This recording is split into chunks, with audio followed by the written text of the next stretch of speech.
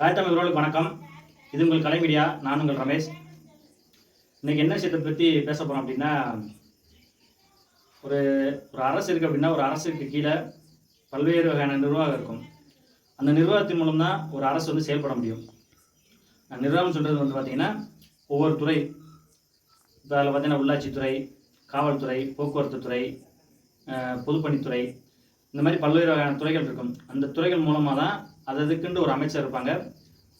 அவரை வந்து நேரடியாக கண்காணிக்கிறது தான் அந்த முதலமைச்சர் அப்படின்னு சொல்லுவாங்க. அப்போ இந்த பல்வேறு துறைகள் இருக்கும். இந்த துறைகள் மூலமாக தான் ஒரு அரசு வந்து இயங்க முடியும். அப்போ அந்த ஒவ்வொரு துறையும் சிறப்பாக செயல்பட்டால் தான் அந்த அரசு வந்து தன்னோட நிர்வாகத்தை வந்து நல்லபடியாக கொண்டு போக முடியும்.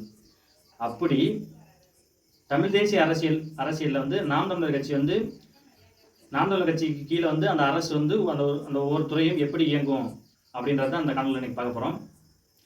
அதில் பார்த்தீங்கன்னா நம்ம இன்னைக்கு இப்போ பேச போகிற துறை வந்து பார்த்திங்கன்னா காவல்துறை. அதாவது நாம் தமிழர் கட்சி ஆட்சியில் காவல்துறை எவ்வாறு இயங்கும், இப்போ எப்படி இருக்குது, அந்த நாம் தமிழர் கட்சி ஆட்சியில் வந்து எப்படி இயங்கும் அப்படின்றத அந்த காணொலியில் பார்க்க போகிறோம். வாங்க காணொலிக்குள்ள போவோம். காவல்துறை பார்த்திங்கன்னா முதலமைச்சரோட நேரடி கட்டுப்பாட்டில் இருக்கும்.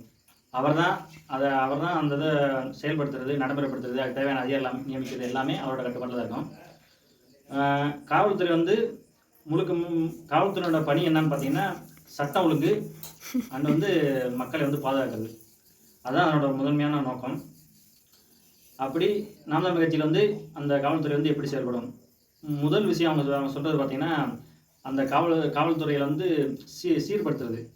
எப்படின்னா இப்போ பார்த்தீங்கன்னா காவல்துறையில் வந்து இப்போ ஒரு அரசியல்வாதி இருக்கார், அந்த ஏரியாவில் அந்த பிரபலமான அரசியல்வாதி இருக்காருன்னா அவர் சொல்கிறத கேட்குறது, இல்லையா அந்த அந்த காவல்துறையிலேயே முதன்மையாக பணியில் இருக்கவங்களா அவங்க வீட்டுகளில் பண்ணுற வேலை செய்கிறது, அந்த மாதிரி தான் இப்போதைக்கு காவல்துறை கொஞ்சம் இருக்குது.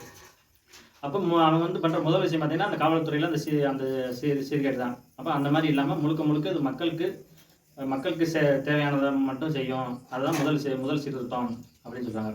அடுத்த விஷயம் பார்த்திங்கன்னா காவலர் பற்றாக்குறை.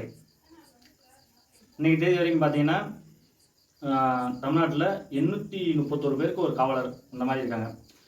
அதாவது ஒரு 8 கோடி மக்கள் இருக்க ஒரு மாநிலத்தில் 831 பேருக்கு ஒரு காவல்துறை இருக்காங்க அப்படின்ற மாதிரி இன்ன வரைக்கும் ரிப்போர்ட் சொல்லுது. அப்போ அதை வந்து நாம் தமிழர் கட்சி என்ன சொல்கிறாங்க அப்படின்னா, அதை வந்து இன்னும் குறைச்சி 200 பேருக்கு ஒரு காவல்துறை அந்த மாதிரி ஒரு மாற்றம் கொண்டு வருவோம் அப்படின்றாங்க. அப்போ இன்னும் கொண்டு வரும்போது அது இன்னும் சட்டம் ஒழுங்கு நல்லாயிருக்கும். இப்போ எந்த தவறு நடக்காமல் பார்த்துக்கலாம். அடுத்து ஆனால் சாதாரண மக்களுக்கு 831 பேருக்கு ஒரு காவல்துறை. ஆனால் பார்த்தீங்கன்னா விஐபி, இந்த அரசியல்வாதிகள், இந்த விஐபி இவங்கெல்லாம் பார்த்தீங்கன்னா ஒரு விஐபி பார்த்தீங்கன்னா 3 காவலர் இருக்காங்க. அப்போ இது முரணாக இருக்குது. இப்போ நம்மளே பார்த்தீங்கன்னா ஒரு சாதாரண ஒரு இப்போ அருகில் உள்ள காவல் நிலையத்துக்கு போனீங்க அப்படின்னா ஒரு சாதாரண ஒரு ஆள் போகிறதுக்கும் ஒரு பின்புலம் உள்ள ஒரு அரசியல்வாதியோ இல்லை ஒரு பணம் படத்தோட போகும்போது நீங்கள் அந்த வேறுபாடை அறியலாம். அவர் என்ன சொன்னாலும் அங்கே எடுக்கும். ஆனால் நம்ம சாதாரண ஆள் போனோம்னா அந்த காவல் நிலையமே அங்கே வேறு மாதிரி செயல்படும். அப்போ இதெல்லாம் பார்த்தீங்கன்னா இதுதான். அப்போ ஒரு விஐபிக்கு வந்து 3 காவலர் இருக்காங்க. அப்போ இது முரணாக இருக்குல்ல. ஏன்னா காவல்துறை வந்து அவரோட வேலையே மக்களை பாதுகாப்பது, சட்டம் ஒழுங்கு வைக்கதான். அப்போ அது எல்லாத்துக்கும் சமமாக தானே இருக்கணும்.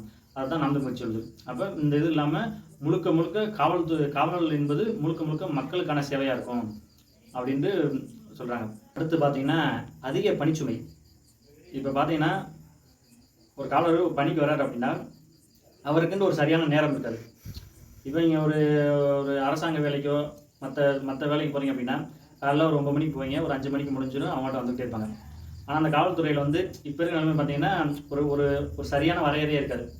அப்போ அது காலையில் 9 மணிக்கு போகிறோம், நைட்டு 9 மணி இருக்கிற மாதிரி இருக்கும். இல்லை யாராவது ஒரு விஐபியோ இல்லை யாராவது வந்தாங்கன்னா ஃபுல்லாகவே இருக்கிற மாதிரி இருக்கும். அப்போ அதெல்லாம் பார்த்திங்கன்னா அது ஒரு மனுஷன் வந்து அது ஒரு மன அழுத்தத்தை தரும்.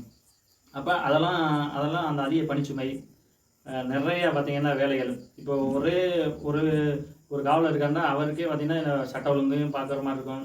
இல்லை பொது நிகழ்ச்சிகள், விஐபி அரசியல்வாதிகள் நிகழ்ச்சிகள், அங்கே போகணும், எல்லா இடத்துலையுமே ஒரு காவலர் வந்து அனைத்து வேலையுமே பார்க்குற மாதிரி இருக்கும். அப்போ இதுக்கு வந்து நாம் தமிழர் கட்சி ஆட்சியில் வந்து என்ன சொல்கிறாங்க அப்படின்னா காவலரை 2 பிரிவாக பிரிச்சுருவோம் அப்படின்றாங்க. எப்படின்னா குற்றம் தடுப்பு காவல் பிரிவு 1, அப்புறம் சட்ட ஒழுங்கு காவல் பிரிவு 1. இந்த சட்ட ஒழுங்கு காவல்துறை வந்து அந்த சட்ட ஒழுங்கை மட்டும்தான் அவங்க அதை மட்டும் தான் பார்ப்பாங்கன்றப்ப அப்போ அவங்களுக்கு அந்த இதை மட்டும் பார்த்துக்கிட்டே போன போது அவங்களுக்கு அந்த அதிக பணிச்சுமை இருக்காது. அதே மாதிரி குற்ற தடுப்பு, அதாவது ஒரு ஒரு குற்றம் நடக்கிறதுக்கு, அதாவது குற்றம் நடந்து அதை கண்டுபிடிச்சி அதை போய் சீர்படுத்துறதுக்கு, குற்றம் நடக்கிறதுக்கு முன்னாடியே அதை தடுக்கிறது, அதுதான் அந்த குற்ற தடுப்பு காவல்துறை. இவங்க வந்து அந்த வேலையை மட்டும் தான் பார்ப்பாங்க. இந்த சட்ட ஒழுங்கு வந்து அவங்க சட்ட ஒழுங்கு, அந்த பொது நிகழ்ச்சிகள், அந்த இதெல்லாம் அவங்க பார்த்துக்குறாங்க. இப்படி பிரித்து 2 இதாக உருவாக்கும் அப்படின்ட்டு சொல்கிறாங்க. இன்னும் காவல்துறையில் அடுத்த சீர்திருத்தம் என்ன இருக்குது அப்படின்ட்டு அடுத்த பாகத்தில் பார்ப்போம். நன்றி, வணக்கம்.